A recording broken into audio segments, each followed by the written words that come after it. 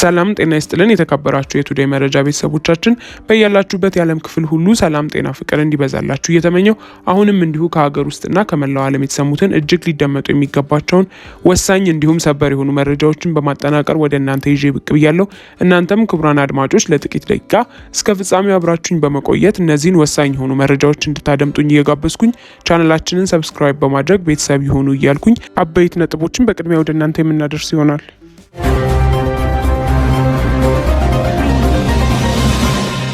አማራ ክልል በ3 ዞኖች ውስጥ ብቻ በጥቂት ወራት ውስጥ ከ1000 በላይ መምህራን ወደ ውጭና ወደ ተለያዩ ከተሞች መሰደድና መፈናቀላቸው ተሰማ። ይህ በእንዲህ እንዳለ ሳውዲ አረቢያ በህገወጥ መንገድ ድንበር አልፎ ከሚገቡት ውስጥ ከግማሽ በላይ የሚሆኑት ኢትዮጵያውያን ሆኖ አግኝቻቸዋለሁም ስትል ገልጻለች። ሌላኛው መረጃችን ነው። ኤርትራውያን ስደተኞች በግድ ከግብጽ ተላልፈው የተሰጡ መሆኑ ተነገረ። ከ3000 በላይ ኤርትራውያን ስደተኞች በግብጽ ታስረው ይገኛሉም ተብሏል። ዝርዝሩን ወደ እናንተ የምናደርስ ይሆናል። የተወደዳችሁ የቱዴይ መረጃ ቤተሰቦቻችን አብራችሁን ስትቆዩ እነዚህና ሌሎች መረጃዎችን ወደ እናንተ የምናደርስ ይሆናል። እስከ ፍጻሜው አብራችሁን ቆዩ።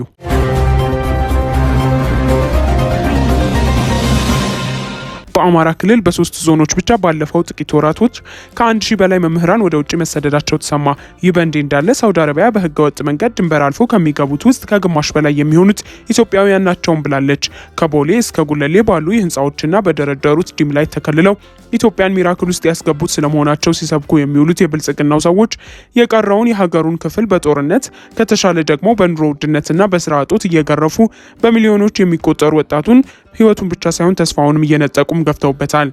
ስደት ወትሮም ያለ ክስተት ቢሆንም በባለሚራክሉ የብልጽግናው ዘመን ግን ሻዕቢያን የሚያስንቅ የስደት ጎርፍን ያስተናግዱ ዘንድ ኢትዮጵያውያን ግድ ሆኖባቸዋል።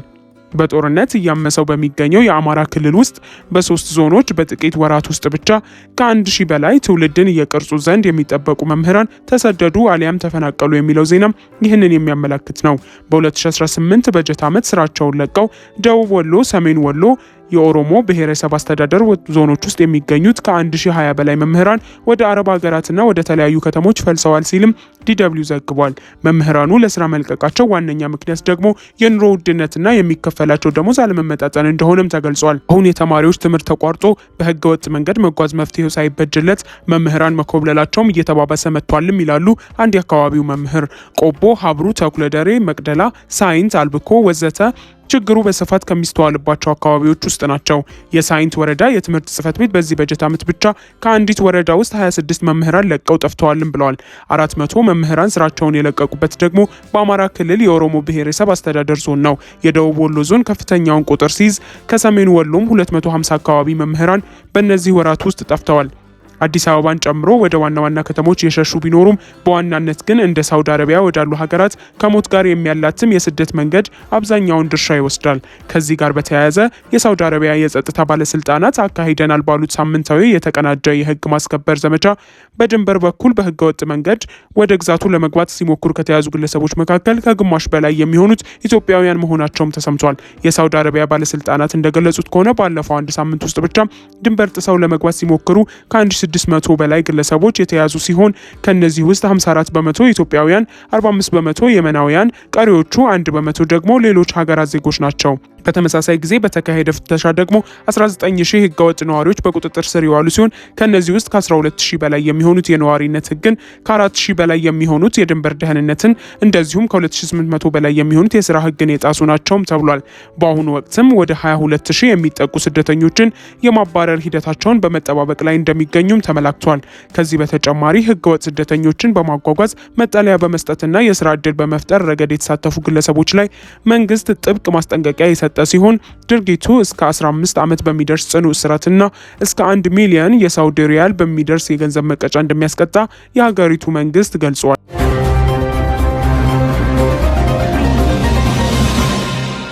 ብልጽግና በምርጫው ይወዳደረኛል ያለውን እጩ ንብረቶች ማቃጠሉና ማሰሩ ተነገረ። ፓርቲው በእጩዎች ላይ በተለያዩ ስፍራዎች በካድሬዎች ማስፈራሪያና ዛቻው ቀጥሏልም ብሏል። ሀገሩን የጦርነትና የጦረኞች ያደረገው አገዛዙ በቅርቡ ባካሄደው የማዕከላዊ ኮሚቴው ስብሰባው በቻልነው ቦታ ሁሉ ተወዳድረን ህጋዊ የመሰለ መንግስትን መመስረት አለብን የሚል መመሪያ ማስተላለፉ የሚታወስ ነው። በርካታ አካባቢዎች ላይ ምርጫ የማይደረግ ይደረግባቸዋል ተብሎ በሚጠበቁ አካባቢዎችም ቢሆን በአብዛኞቹ ብቻውን የሚወዳደረው ብልጽግና በቀሩ ጥቂት አካባቢዎች ላይ ሊያጅቡት የወሰኑ አንዳንድ እጩዎችንም እያሳደደ ነው። ኢህአፓ የፓርቲው የዞን አመራሩ መታሰራቸውና በተፈጠረ ጫና ሳቢያ ግን መለቀቃቸውንም አሳውቋል። ይህ የተፈጸሙባቸዋል የተባሉት ደግሞ አስቀድሞ ማስፈራሪያ በሚል በብልጽግናው ባለስልጣናት በኩል ንብረቶቻቸው እንዲቃጠል የተደረገባቸው አቶ ሰለሞን ሰዓዳ ናቸው። የፓርቲው ፕሬዝዳንት አቶ አብርሃም ሃይማኖት ማታ ቤቱን ከበው አድረው በሌሊት ነበር አፍነው ይዘውት የሄዱት ሲሉ እስሩ የተፈጸመበትን መንገድም ገልጸዋል። እጩ ያለመከሰስ መብት ያለው መሆኑን የዞኑ ሰብሳቢም እንደሆነም አመልክተው ጠንካራ የኢህአፓ አመራር ነው ይላሉ። የመንግስት ካድሬዎች ከእጩነት ራሱን እንዲያገል ከዚህ በፊትም በንብረቶቹ ላይ የማቃጠል አደጋ ደርሶበትም እንደነበረም አስታውሰዋል። ማሰር አይችሉም ያለመከሰስ መብት ስላለውም ሲሉ ገልጸው እውነተኛ ምርጫ እናደርጋለን እየተባለ ያውም እጩዎችን በዚህ መንገድ ማሰር፣ ማስፈራራት ተጠናክሮ መቀጠሉ ያሳዝነዋልም ብለዋል። ፕሬዝዳንቱ በኦሮሚያና በሌሎች አካባቢዎችም ያሉ እጩዎቻችንም ከፍተኛ ስጋት ውስጥ ናቸው። የካድሬ ማስፈራሪያ ይደርስባቸዋል። እጩዎቻችን በህይወታቸው ጭምር ዛቻ እየደረሰባቸው እንዴት ነው እውነተኛ ምርጫ አካሄዳለሁ የሚባለው ሲሉም ጠይቀዋል።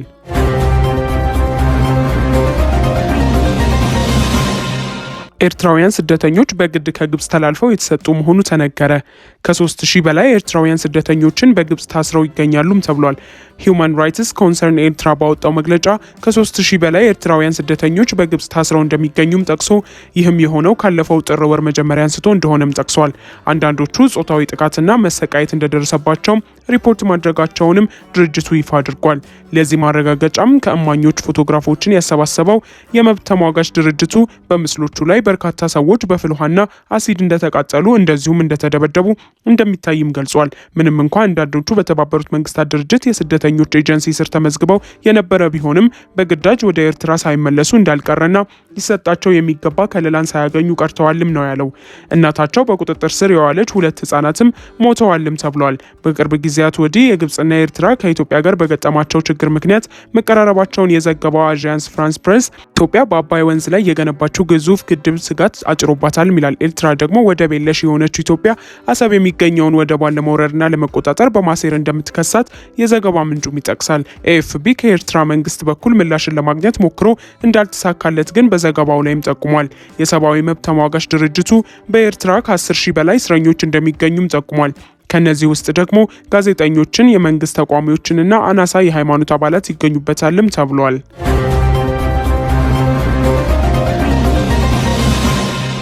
አቶ ጌታቸው ረዳ በፕሬዝዳንትነት የሚመሩት ዲሞክራሲያዊ ስምረት ትግራይ ፓርቲ የፌዴሬሽን ምክር ቤት በምርጫ ክልሎች ላይ ያስተላለፈው ውሳኔ የሀገሪቱን ህገ መንግስታዊ ስርዓት መሰረት የሚንድ ሲል ተቃውሟል። ውሳኔው ተቃዋሚ ነጻነትን የሚደፈጥጥና ህገ መንግስታዊ ስርዓት አልበኝነትን የሚያውጅ ነው ያለው ፓርቲው የማስተካከያ እርምጃ ካልተወሰደ በምርጫ የማይሳተፍ መሆኑን አስታውቋል። ፓርቲው ይህንን ያለው ለኢትዮጵያ ብሔራዊ ምርጫ ቦርድና የፌዴሬሽን ምክር ቤት የካቲት 16 2018 በጻፈው ደብዳቤ ነው።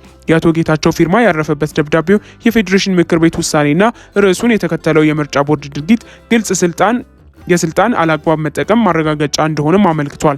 በህገ መንግስቱ አንቀጽ 62 ስር ለፌዴሬሽን ምክር ቤት የተሰጠውን ስልጣንና ተግባር ከህገ መንግስት ትርጉምና የክልሎች ወሰን ክርክርን ለመፍታት አይዘሉም ብሏል። ፓርቲው ምክር ቤቱ የምርጫ ክልሎችን የማዋቀርም ሆነ ክልሎችን ከነባር አስተዳደራዊ መዋቅሮች ውጪ በፌዴራል መንግስት ስር እንዲሆኑ የመወሰን ምንም አይነት ህገ መንግስታዊ ውክልና እንደሌለው ስምረት ፓርቲ በደብዳቤው አስገንዝቧል። ማንኛውም የክልል ወሰን መፍትሄ ሊያገኝ የሚገባው በህገ መንግስቱ አንቀጽ 48 መሰረት መሆኑን ያመለከተው ፓርቲው ይህን ሂደት ሳይጠናቀቅና በህዝበ ውሳኔ ይፋዊ ለውጥ ሳይደረግ ምርጫው በፌዴራል መንግስት ይፈጸም መባሉ የክልል አስተዳደርን በጉልበት የመንጠቅ ሙከራ ነው ሲልም አውግዟል። ውድ ቤተሰቦቻችን ለዛሬ ያዝንላችሁን እዚህ ላይ ቋጨን። ላይክ፣ ሼር፣ ሰብስክራይብ፣ ኮሜንት በማድረግ ለቻናላችን ድጋፋችሁን መስጠት እንዳትዘነጉ። ከሌሎች መረጃዎች ጋር በድጋሚ የምንመለስ ይሆናል። እስከዚያው መልካም ቆይታ